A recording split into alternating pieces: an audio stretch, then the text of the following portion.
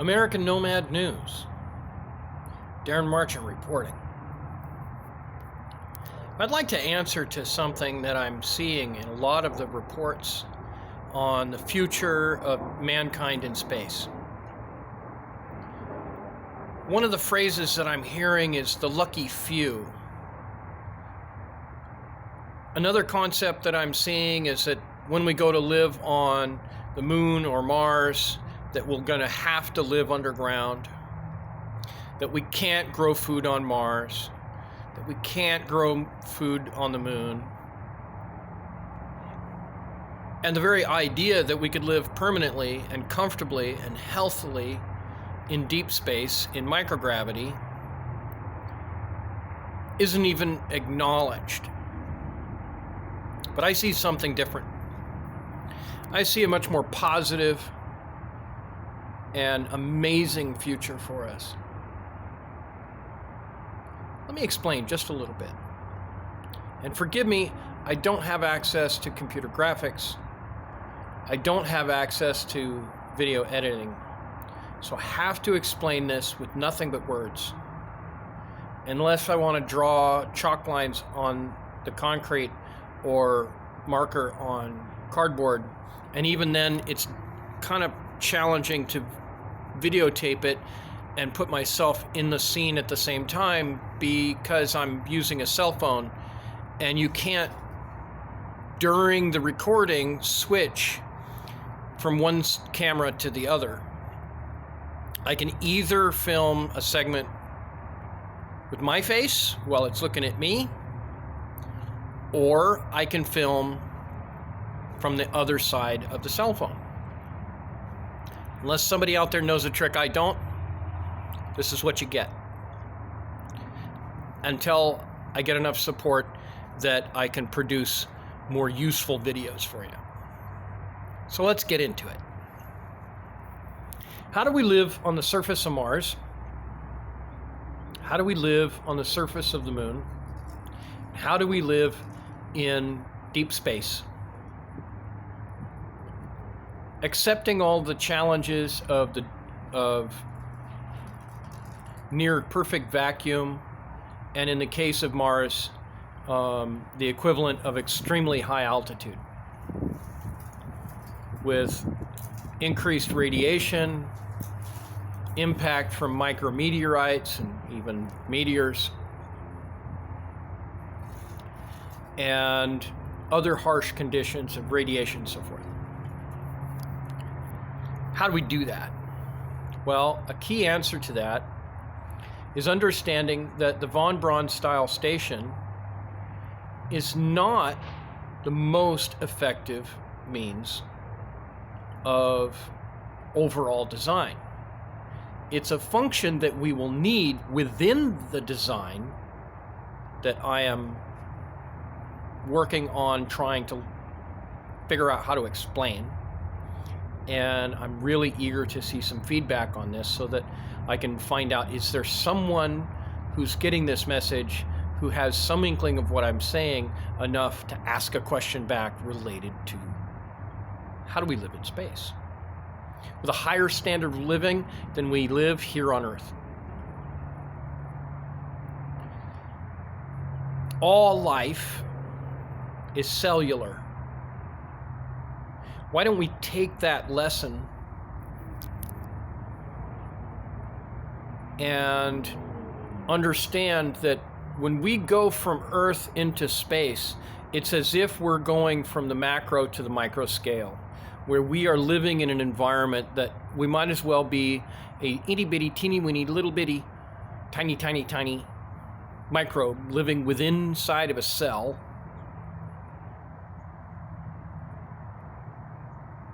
Floating in water. It's almost like that.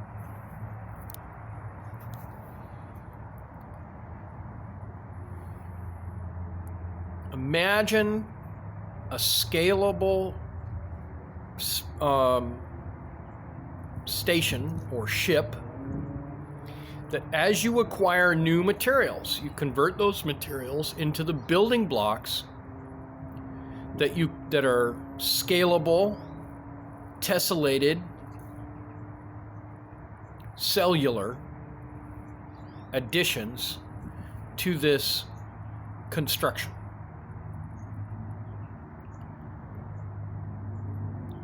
You can tessellate different platonic solids, an equilateral pyramid, a cube.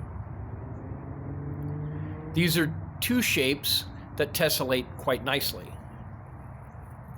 Let's go with the equilateral pyramid because it tessellates very, very well and has an extremely stable structure. If we build a ship or a construction in space on the moon or on Mars out of tessellated 3-meter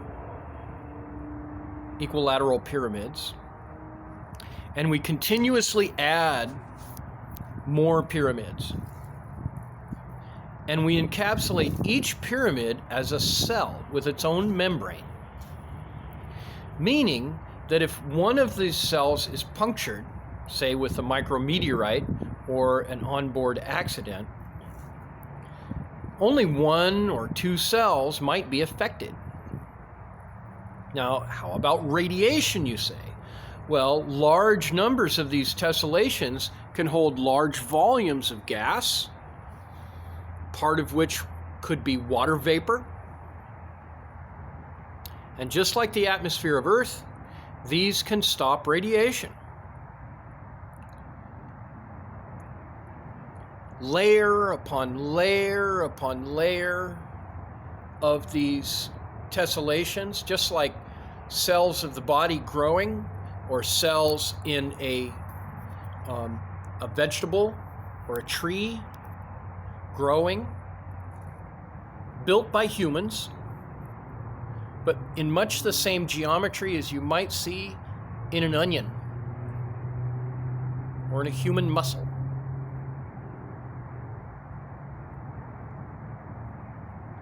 These cells, produced, attached in layers, each cell could act as its own airlock. So to go from one tessellated cell to the next, you simply equalize the pressure, open the hatch, and walk through. And in the case of going from a cell that has positive pressure, say sea level pressure, into a cell that is not pressurized or is perhaps exposed to the hard vacuum of space, you open a valve, which could be standard throughout the whole system, where vacuum pumps are attached to these lines and push the air into a supply system that feeds other cells until the air pressure inside the cell is near that of the vacuum, and you might have another valve that you open to relieve just enough of the pressure to make it easy to open the hatch without a problem. You go through the hatch, you close the hatch, and switch the valves from the other side, and the previous cell repressurizes. Then you can work on whatever needs to be done in that vacuum exposed cell. Now, what about the fact that in microgravity, it dramatically affects our physical health, like our muscles, our circulatory, our eyes, our bone density? This is actually quite an easy problem to solve when you have vast volumes of these tessellated cells. Because their structure is mutually supporting, it's possible to engineer voids deep inside this stellar scale foam, because that's what we're talking about, is a foam, and suspend inside that a von Braun inspired centrifugal living space. The people live most of the time in these centrifugal von Braun styled living spaces, but these living spaces don't have to be engineered to the same extreme standard as a von Braun station, standalone station, and all those that are similar to them, because they don't have to have the shielding spin. You don't have to have the propulsion system spin. You don't have to have all of this extra heavy equipment putting shear and torsional and vibrational load upon the whole of the station. You don't have to put it all in one basket. As a matter of fact, due to the nature of sympathetic motion, it would be appropriate for every centrifugal living space to come in pairs. Each one spins an opposite rotation on the same or parallel plane.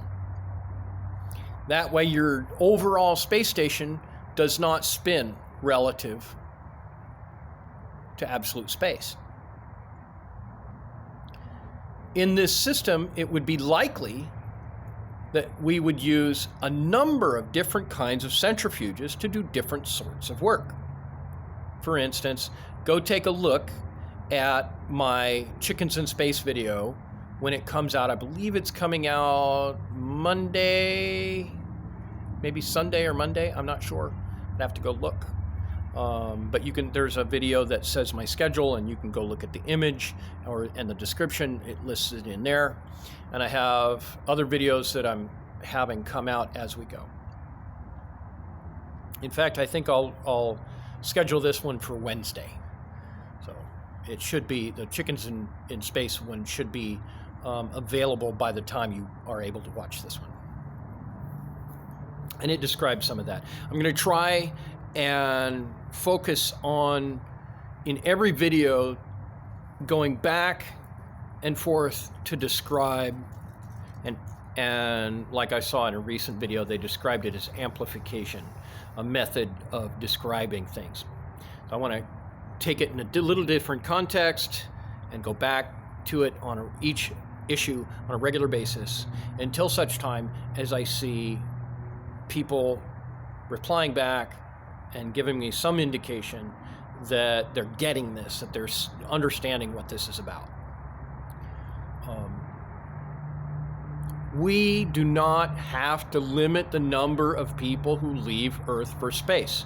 In fact, we should encourage the idea that once the infrastructure is in place, we can rapidly begin building better lives off of the planet for a wide range of people with a wide range of backgrounds to have a better standard of living. We are not overpopulated. We are not short of resources. We do not have to live in caves. As a matter of fact, we could live in caves if we wanted to, and they wouldn't be dark and they wouldn't be unpressurized, because we have the ability to build sealed living spaces with plenty of amazingly nice light and lots of growing plants, including trees like coconut trees and palm trees and apple trees and cherry trees and carrots and goats and chickens and fish. And we can have all of this all over the solar system. And it's actually remarkable. Every year it gets easier to imagine how to do this. The Gateway Foundation is rapidly working on a von Braun style station, and they have developed robotic construction equipment. There's a number of other developments, like the 3D printing of rocket motors. SpaceX is doing amazing stuff like that. Jeff Bezos is in the mix, man, and he's doing some amazing stuff too. I can imagine how his really small, I forget which one it's called, it's the Blue Origin spacecraft that he was working on for a long time. It's really small. That might be an excellent life pod for larger ships, to take a number of people from a space station down to the surface of Earth in a completely controlled method. So they don't have to crash to the Earth in some kind of capsule. They can come down under a completely controlled way. His work could easily be adapted for that. Kudos to all the big engineering companies and the little ones that are rapidly working on how to solve problems in space. But let's take a look at some alternative perspectives on any part of this that starts to look like space is going to suck. That's not how I see it. I see space as a place to develop a massive improvement in the quality of life and the potential for humanity to solve all kinds of problems. Thank you very much. This is Darren Marchant with American Nomad News. Please like, subscribe, comment, especially constructive criticism. I'm all about it. Okay? And click the bell icon. Shameless plug. Thank you so much. God bless you.